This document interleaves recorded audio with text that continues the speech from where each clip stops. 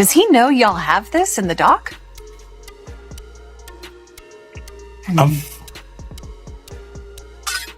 I would doubt he knows. So when this airs, that'll be the first time that his legal team, Diddy, that everybody knows that this footage is now seeing the light of day. One could watch this and think that you really hate Sean Combs. If Sean Combs watches this, what do you think he's going to feel? Like, wow, this is amazing. I think he's going to say this is the best documentary I've seen in a long time. Gotta ask you, Janice Combs, how you feel about her? I mean, they alleging that she was, having freak-off. I spoke to a man, Mr. Brown, who used to go to the freak-offs, and he knew Miss Combs, and he knew about her and her freak-offs and everything like that. We had always thought that she had a modeling agency, but it wasn't a modeling agency. It was more a brothel that she ran for high-profile drug dealers.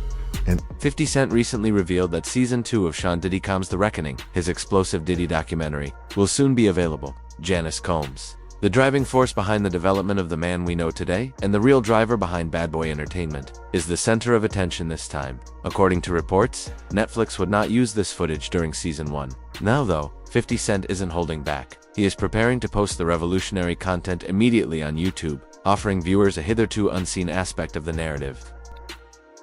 Yeah, my mom's gorgeous.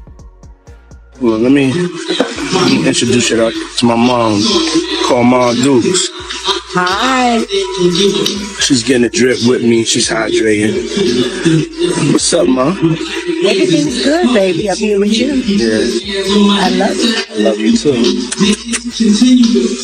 Diddy's early years are where it all begins. Tim Patterson, a childhood playmate, described how Combs' father, a prominent guy in Harlem, was murdered while Diddy was only a toddler in the Netflix documentary. Following his passing, Janice, his mother, took charge and transformed their house into a center for well-known events. Diddy first came into contact with the adult world of influence, power, and street reputation during these events. Everybody in the neighborhood was fully aware of what was taking place behind those doors. Diddy mom, she came out defending her son, man. How you feel about that? She made a comment saying that he's not a monster.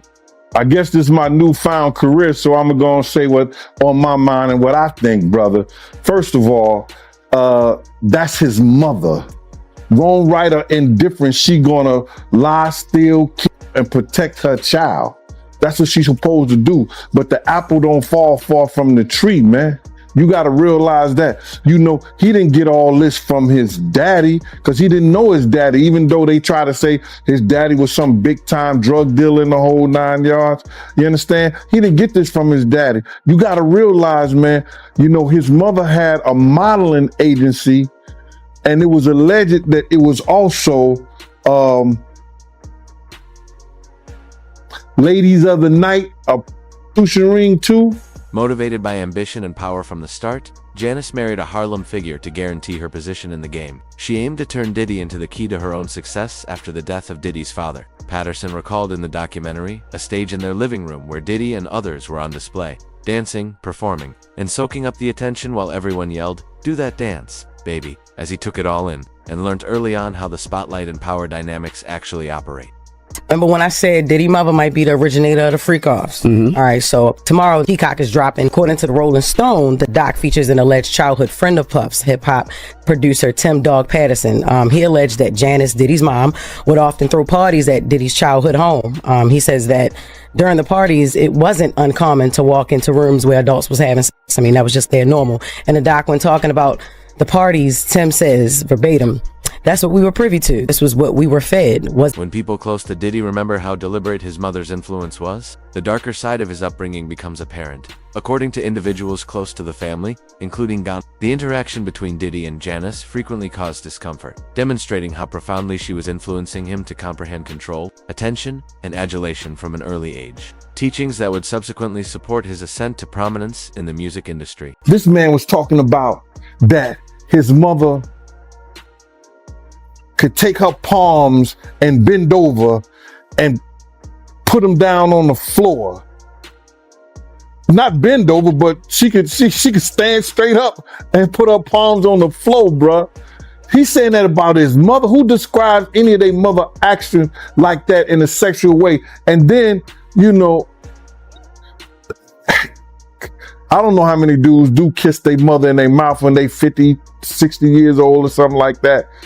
That's them. That's their whole thing, man. But that was a little kind of weird for me. And then his mother wore the same white fingernail polish that Cassie described that he liked to see her and other models in when she was describing her lawsuit.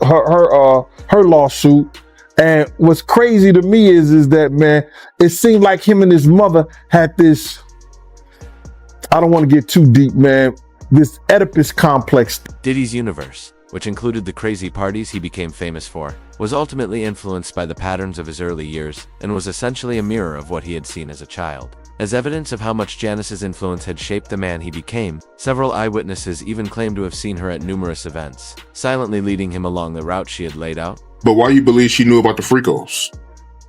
Because one of the witnesses said she was there.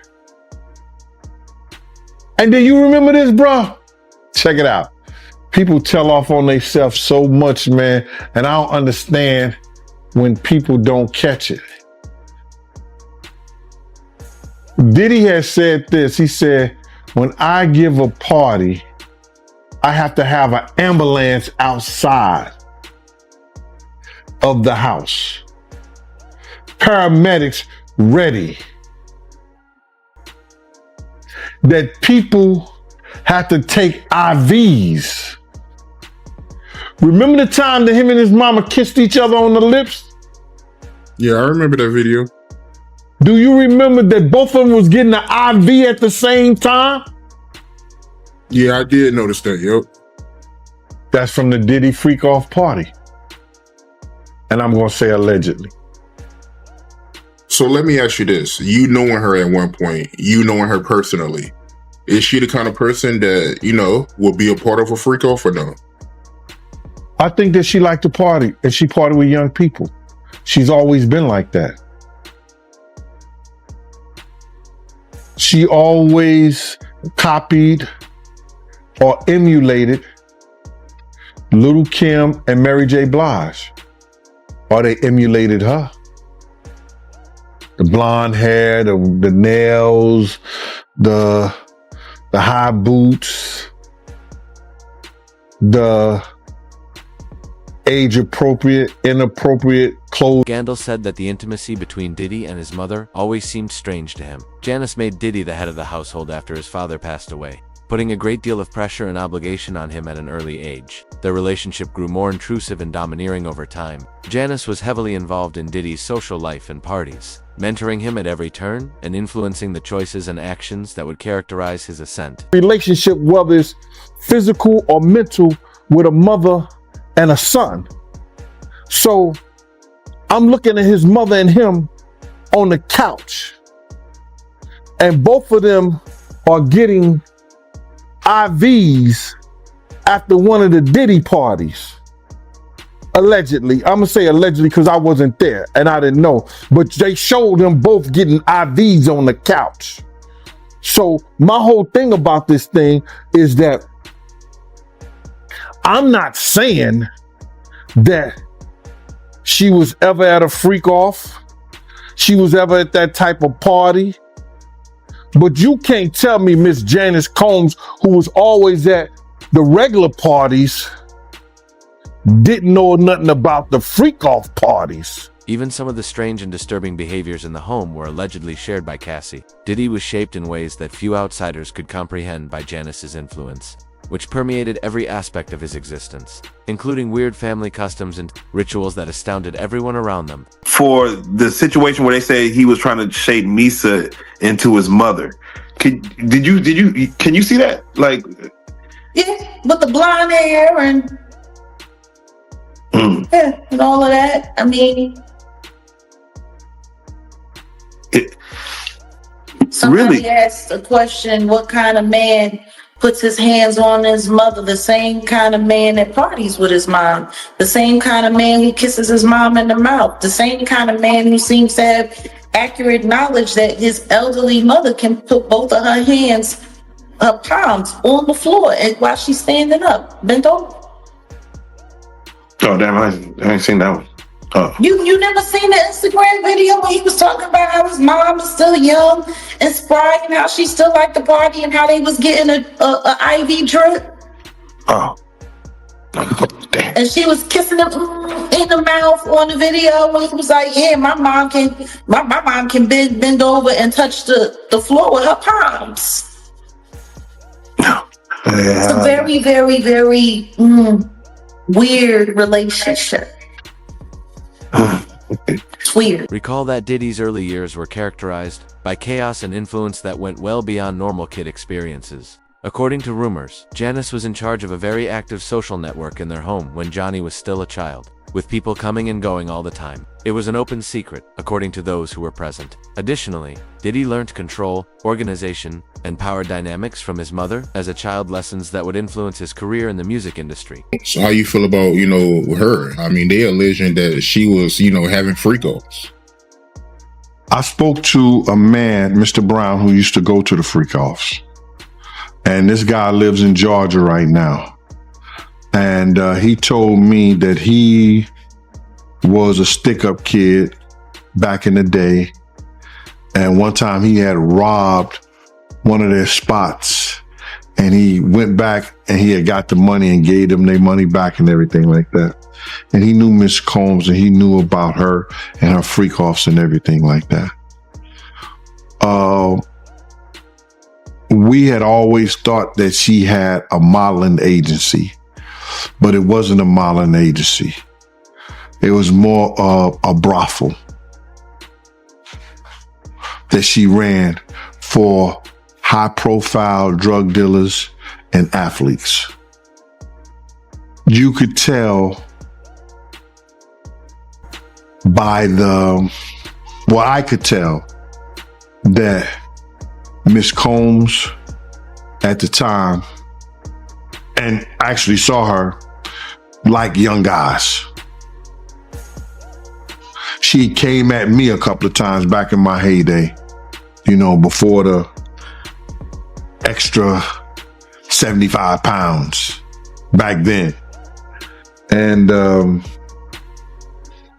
reason I left Bad Boy wasn't only because of her advances. It's because I got tired of a lot of the bullshit with. Naturally, Janice is not happy with the documentary and has refuted the allegations in a statement. Here's the twist, though. The reason why Janice and Diddy have not filed a lawsuit against 50 Cent or Netflix is obvious. Even in light of how destructive and explosive these accusations are, they are aware that 50 Cent's story is more accurate than they are prepared to acknowledge. Janice Combs is speaking out about the Netflix documentary, Sean Combs' The Reckoning. In a statement to Deadline, she said, "These inaccuracies regarding my son Sean's upbringing and family life are intentionally done to mislead viewers and to further harm our reputation."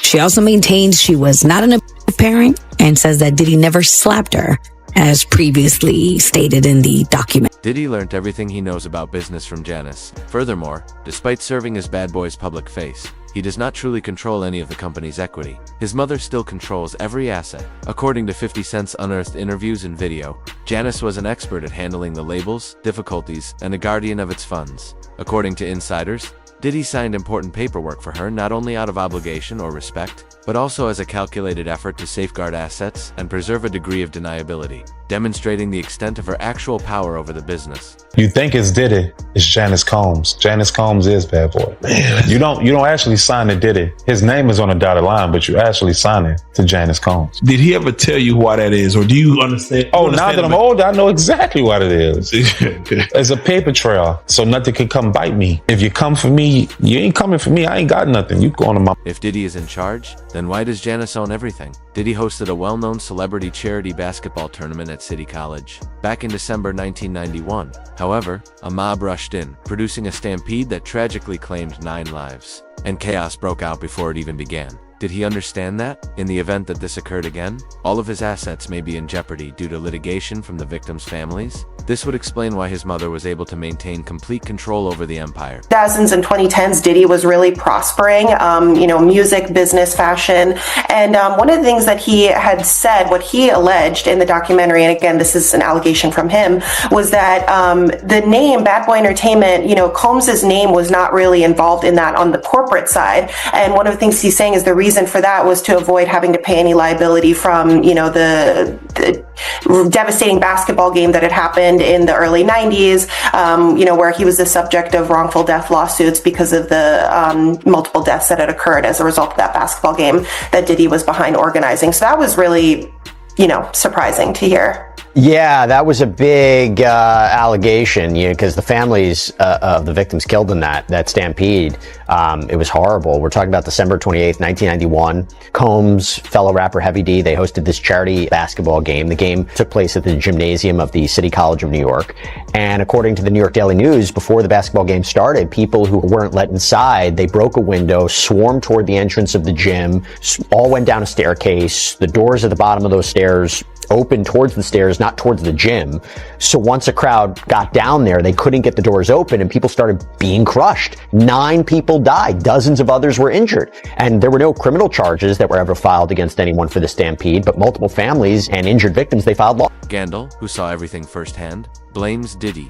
There wasn't enough security. The terrible result may have been avoided if warnings had been heeded. Many believe that Diddy should be held responsible for the mayhem that day. A sobering reminder of the significant obligations that accompany prominence and power. I was at City College. You understand? I was there. I was doing security. My team was supposed to have the outside. Puff came to me the day before we were supposed to do the job there and told me that Heavy D didn't want us to do the security outside. I had 18 men ready to do the security outside with my dogs, like I always do. People knew how we used to roll. We would have the pits, the Rockwilders, you understand? We had that outside locked up. So anybody try to bum rush, anybody do that, we had the gates, the whole 9 yards. So we could stop all that. You know how people gonna get down in Harlem. You understand? So, and then when you got LL Cool J, you got Mike Tyson coming through there, and they coming through the front door so people see them. So they gonna go crazy. LL was the hottest thing out at that time. Mike Tyson was the hottest thing out at that time. They got all kinds of stars and people in there already. They was coming through the back. They came through the front. And it caused the door to be bum rushed. But if they had the gates up, if they had the dogs, and with the help of the police, that shit would have never happened, bro. That shit would have never happened. I was there, I saw it. I saw Jessica run down the steps after she grabbed the money box because my man Eddie was protecting her. And Eddie's the one called me on the walkie-talkie and said, yo, Jessica just locked me in outside the gym, Gene. You couldn't go down the steps after they bum rushed the door. You understand? I had to run around the whole gym on the outside, around the gym, down the steps, run across the basketball court and open the front door. When I opened that one door, because it pushed inside, people start squeezing through that. Then I just kept doing the doors and people was coming in there, falling dead, right out, just falling out right there. And once they got in there, they just fell out. It was crazy, bro. He just wanted us to do inside the gym to make sure that nobody, be over the celebrities like that. That's what he wanted my team to do. But most of the celebrities gonna have their own security anyway. You know what I'm saying? That was just a way to cut our security off anyway. So he cut the security and he got the FOIs, and the FOIs left their post, and that's how the people bum rushed the door and 9 people died by going down those corridors. And you blame Diddy for that? Yeah, I do. It's his fault. It was startling enough how close Diddy was to his mother. However, his treatment of his own family further demonstrates the repercussions of his upbringing, exposing trends and actions that have both intrigued and alarmed those His seeing rise. his ascent. And again, I know the freak offs that his son is there. Like, it seems like he likes to get down with his kids. Yeah. But that wasn't all. Just to hear Little Rod say, like, the boys were around. Roger Bonds talked about the children as well. What kind of parenting relationship is that? But then again, that goes back to the conversation of Lori Harvey, Steve Harvey's daughter. It was all known that she was spotted in them streets with Justin, and then she was spotted in them streets with Diddy, and they all tried to sit there and pretend like that wasn't what it was.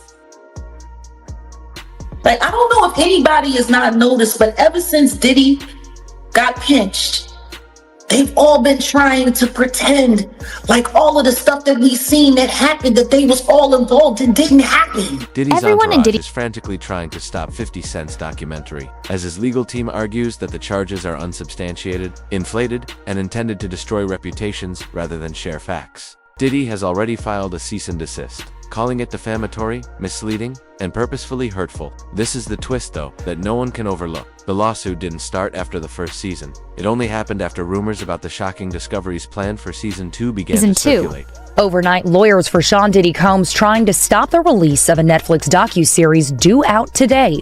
We have to find somebody that'll work with us that has dealt in the dirtiest of dirty business. The series contains never-before-seen footage of Combs debating strategy with his lawyers in the days leading up to his arrest in New York last year. I am going to let you professionals look at the situation and come back to me with a solution. It also includes video of Combs greeting fans in Harlem. Off my back. I'm gonna win. As long as you win, be with it. I'll accept it. And then saying this about the interaction moments later. I need some hand sanitizer. Hold on. I got it. I've been out in the streets amongst the people. Yeah, I gotta take a bath. Like the amount of people that actually I'm coming in contact with, like that's what I have to do. You know what I'm saying?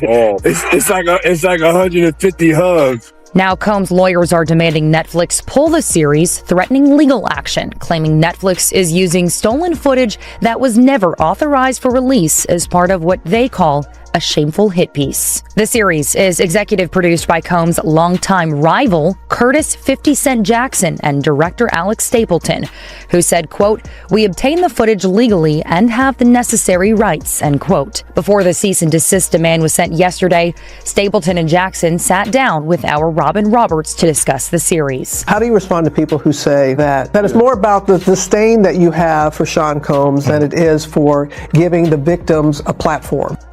It's not personal. The show is not completely the perspectives of people that did not like Sean. Not everyone needed to have an allegation to be a part of this. The majority of people use a stop and desist strategy in response to controversy. However, Diddy appears to believe that the answer lies in releasing his own documentary in which he asserts his innocence, utterly disregarding the fact that there is already film and testimonies that contradict this. The action just makes the situation more explosive by adding gasoline to the fire. Combs' sons Justin and Christian are teasing a new docuseries about their family.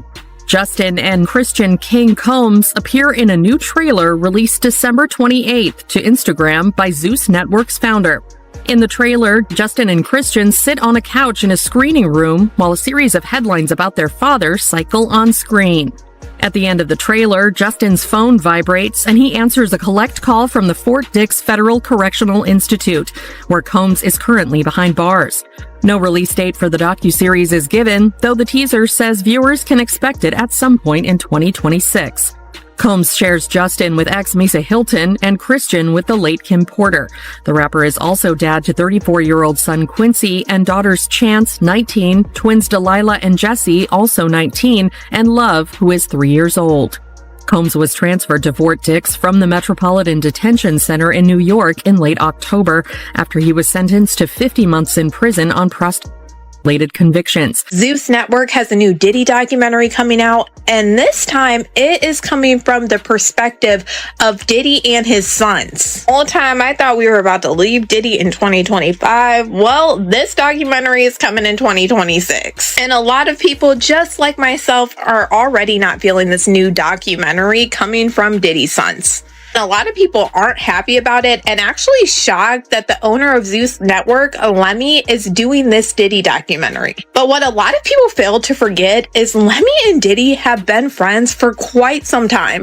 Of his children arriving in court for day one of their father's trial in New York, hands gripped in solidarity. Do you still believe your dad's innocent? How did you feel hearing that testimony? Have you apologized on behalf of your father? Do you believe your father's innocent? Do you still convince your father's innocent? Your daddy does for you! Your daddy does for you for abusing women! That's wrong! You cannot do The foes, the joy, the pain, our voice, the loyalty, the betrayal, the lies, the love, the hate, the truth, the lies. And Diddy calling from Fort Dix. This is a prepaid collect call from Federal Correctional Institution, Fort Dix. When they released this trailer last night, there were so many comments to Lemmy and Zeus Network that they did not want to see this. A lot of people feel like this whole new documentary is just a PR narrative, once again being pushed by Diddy and his sons to try to clean up his image. And after hearing certain things on 50 Cent's Netflix documentary, we have to go back in time and remember what we were seeing during trial. Even when it came to Diddy's sons, Christian and Justin Combs, they both came on two separate occasions to trial wearing a free Sean Combs shirt. The first one to do this was Christian Combs during Jane's testimony, and you're not supposed to wear this stuff in front of a jury to try to sway their opinions. And the judge actually told him he had to leave and take it off. And then literally like a week later, Justin did the same exact thing. It was taken out of the courtroom by the judge. And we already saw the videos in the Netflix doc of Diddy talking to Justin, saying he needed to push out certain content to control a narrative. During the trial, there were a lot of things going on that I could see that to me felt like it was just straight PR. Do you remember all of these people that were wearing the free Diddy shirts? And it was actually a meme coin that's on their shirt. It's money. Responded to the announcement of the new documentary right away, shouting it out and indicating that he was prepared to make shocking revelations that the world had never heard of before.